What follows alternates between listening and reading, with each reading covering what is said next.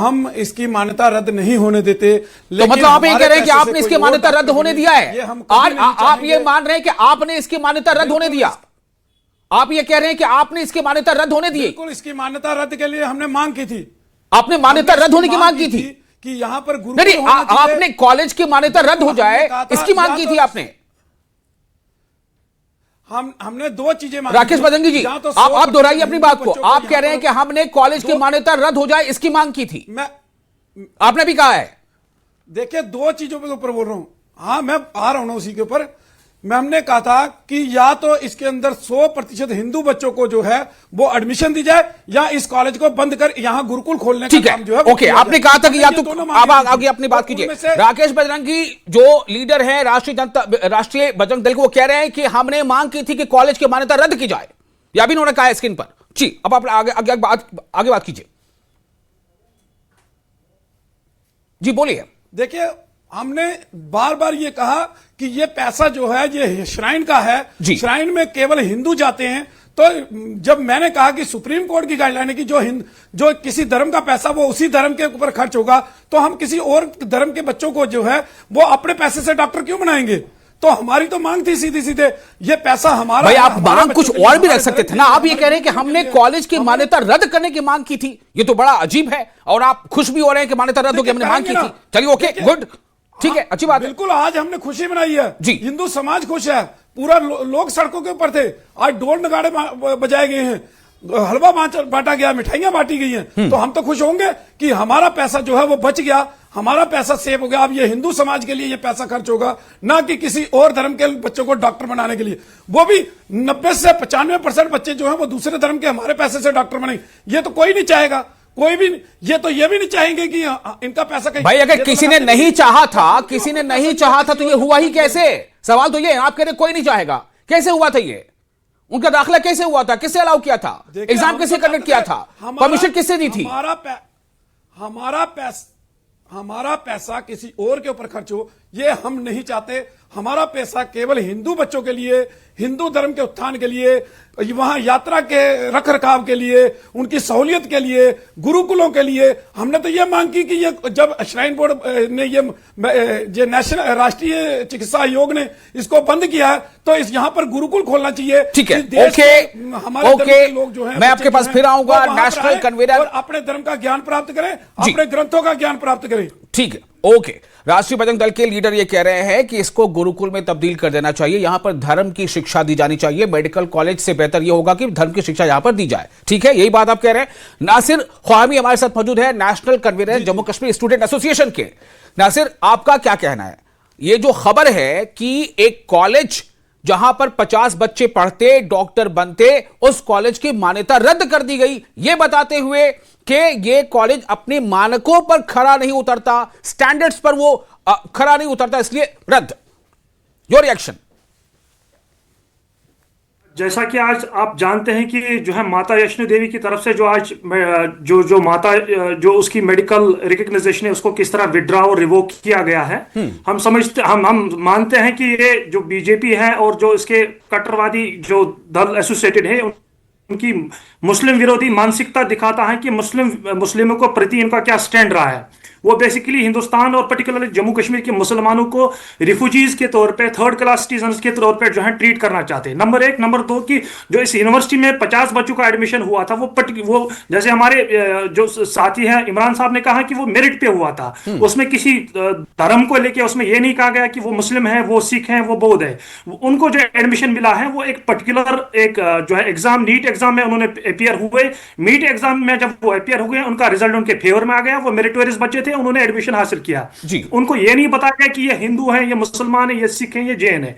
Point number 2। Point number 3 कि जिस हिसाब से आज जो एनएमसी की तरफ से जो ऑर्डर बाज़ाब्ता आया जिसमें जो इस जो कॉलेज का जो रिवोक किया गया ऑर्डर एक बाज़ाब्ता आया, हम मानते हैं कि ये हिंदुस्तान के डेमोक्रेटिक सेटअप के लिए, हिंदुस्तान की कॉन्स्टिट्यूशनल ट्रेडिशन के लिए, हिंदुस्तान के जो हमारी यहाँ गंगा जमुना तहजीब है उसके लिए एक बड़ा दचका है, उसके लिए बड़ा एक जो है ब्लो है। चौथी बात कि हमारे यहाँ सहयोगी क्योंकि जो राकेश जी हैं बजरंग दल से, उन्होंने कहा कि हमारे यहाँ जो मेडिकल कॉलेज है इसमें खाली हिंदू जो है खाली पढ़ेंगे। दूसरा इन्होंने कहा कि इसमें हमारी ही जो है पैसे से जो हम प्रोवाइड करते थे तभी जाके ये इंस्टीट्यूशन रन होता है। हमारे पास यहाँ मेरे पास सरकारी आगे आगे जो है ऑर्डर पड़ा हुआ है जिसमें क्लियर कट ये दर्शाता है कि ये जो यूनिवर्सिटी है ये खाली एक पर्टिकुलर समुदाय की डोनेशन से नहीं चलता था, बल्कि सरकार बाकायदा तौर इसको फंड करती थी।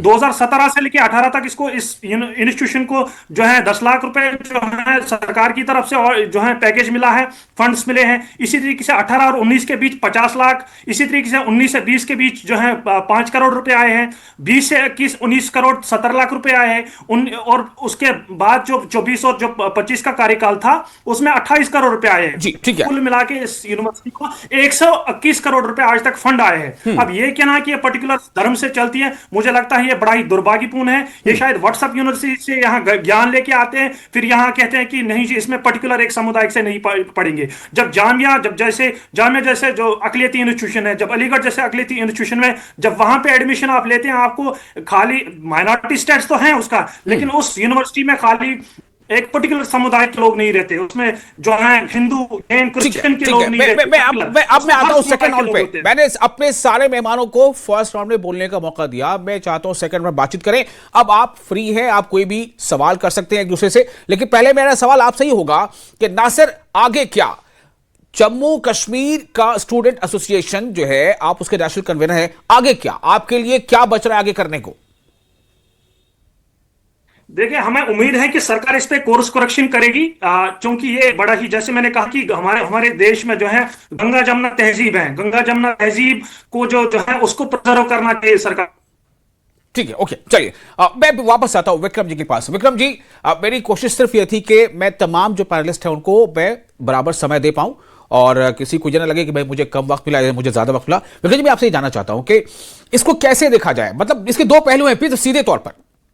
एक तरफ देखिए भाई राकेश बजरंगी जी हमारे साथ मौजूद है पैनलिस्ट, वो कह रहे हैं कि हम तो चाहते थे कि मान्यता रद्द हो जाए, ठीक है, एक ये पहलू है। दूसरा पहलू ये है कि स्टूडेंट्स को मतलब वहां पर एक मौका मिला हुआ था, 50 सीटों का आवंटन हुआ था और वो रद्द कर दिया गया। तो मैं समझ नहीं पा रहा हूं कि इसको कैसे अपने दर्शकों के सामने रखा जाए। विक्रम जी, आगे आप क्या कहना चाहते हैं इस पर?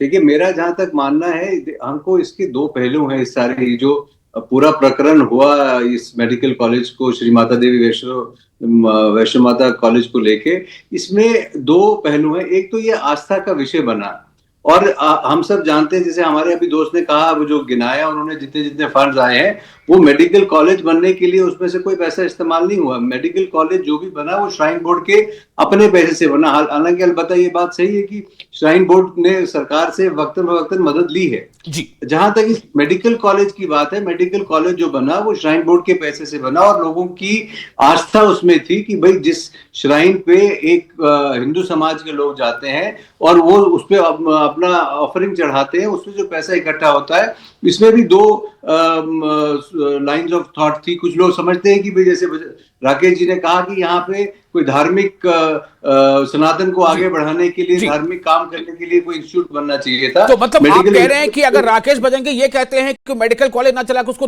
गुरुकुल बना दिया गया, तो इसका मतलब यही सही है? नहीं, तब किसी को एतराज नहीं होगा, तब कोई सड़कों पर नहीं आएगा, तब कोई प्रदर्शन नहीं करेगा, भाई ये तो गुरुकुल है, धर्म के पैसे से चल रहा है। देखिए, मेरी बात सुनिए आप, जो पैसा भक्तों की, श्रद्धालुओं की जो दान पात्र से आता है, वो पैसा वो एक एक्सपेक्टेड होता है कि वो उस समाज को, उस धर्म को, किसी भी कम्युनिटी का धर्म इंसानियत सिखाता है कि नहीं? ये सवाल ये है, मल्होत्रा जी, मेरा सवाल ये है, भाई भारत देश के नागरिक पढ़े, आगे बढ़े, ये क्या नहीं सिखाता कोई धर्म? बिल्कुल आगे बढ़े। अब ये जो बच्चों को एडमिशन हुई है, इनकी एडमिशन, इनकी, अब ये सारे, हमको सबसे बड़ा कंसर्न ये था कि इनके करियर कॉम्प्रोमाइज ना हो। उनको जम्मू कश्मीर यूटी के अलग अलग कॉलेजेस में इन सबको एडजस्ट किया गया है, वो एक बड़ा वेलकम स्टेप है कि उन सब पे करियर जो है वो कॉम्प्रोमाइज नहीं होंगे।